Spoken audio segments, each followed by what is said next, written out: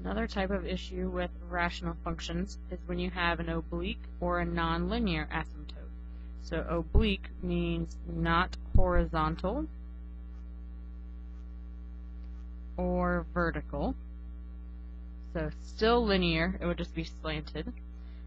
And then a nonlinear asymptote could be, so it's not horizontal or vertical, or it could be parabolic, or it could be cubic, so on and so forth.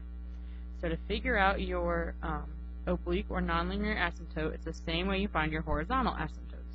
You can compare the degree of the numerator and the degree of the denominator. So we're just going to use n and d to shorten that up. So if n is less than d, then it's a horizontal asymptote, and it's automatically y equals 0. If the n equals the d, then again it's a horizontal asymptote, and it's y equals your leading coefficient divided by the leading coefficient. So the leading coefficient of the top divided by the leading coefficient of the bottom, so it should just be a number. So what we really are concerned about is when that top is bigger than the bottom, when n is greater than d. Then you either have to use long or synthetic division, and the quotient is the answer to what the asymptote is. So, theoretically, graphs are not supposed to cross the asymptotes, but as you can see in previous classes, you know that this does happen. Typically, it happens around the origin, not out towards the ends, because the asymptotes describe the end behavior of a function. So to see if a graph will cross the asymptote, you can set your original function equal to the asymptote and solve. So if you get an actual answer for the x, it means it crosses the asymptote at that value. If you don't get a solution, then it means it does not cross the asymptote.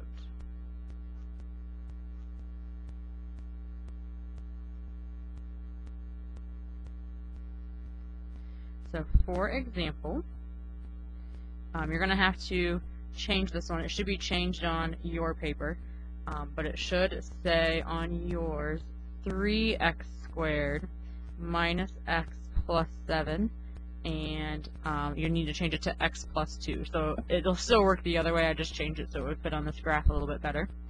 So you're just to graph each function and clearly label all the intercepts and asymptotes and any additional points you use to sketch the graph.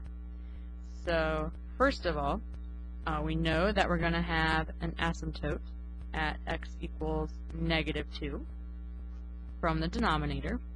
And then for your horizontal asymptote, the degree of the top is bigger than the degree of the bottom. Therefore, you need to do long division or synthetic division. So if I do synthetic division by -2 with 3, -1, and 7, I would have y equals 3x minus 7 and then a remainder. You don't worry about the remainder because that's just going to give you another rational function or rational equation, or rational expression I should say. So that y equals 3x minus 7 is going to be an oblique asymptote.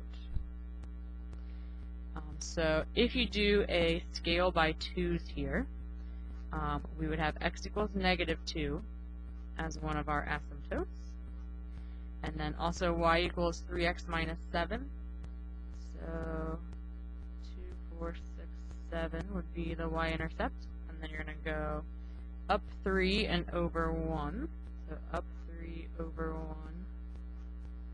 And then up 3 over 1. So roughly this will be your other asymptote. And so to figure out where the graph is, you can plug in different x values.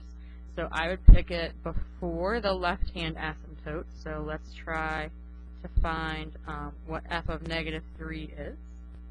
I would do it in between the two asymptotes, so the easiest would be f of 0. And then after that last asymptote, so if we do f of 4, we should be safe there. So again, I'm plugging this into our original function. So if I plug in -3, you should get -37. If you plug in 0, you can just compare those whole numbers up there. So we would have 7 halves. And if you plug in 4, you should get 17 halves, or 8.5. So if we plot those points, At -3, we're going to be down at -37. So that's way far down there. And so that tells you that your graph is in this bottom portion here. So it must be an upside down, kind of parabolic shaped, maybe more like a hyperbola, because it cannot cross those asymptotes. At f of 0, we have 7 halves. So that would be 2, 4, or no, 2.5, 3.5. So 2, and then almost to that second one. And then at 4, we are at 8.5. So 2, 4, 6, 8, and a little bit more. So again, it shows us we are inside these two asymptotes. So you can sketch a graph inside there. If you want to know if it's going to cross the asymptotes or not, the way you would solve that is you would take 3x squared minus x plus 7 over x plus 2 instead of equal to 3x minus 7.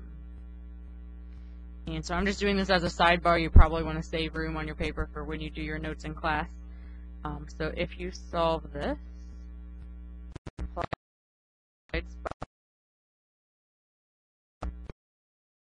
minus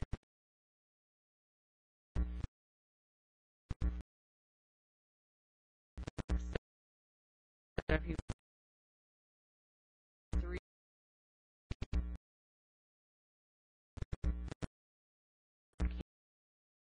you have 13, which we know is not true. Therefore, it does not cross the asymptote, the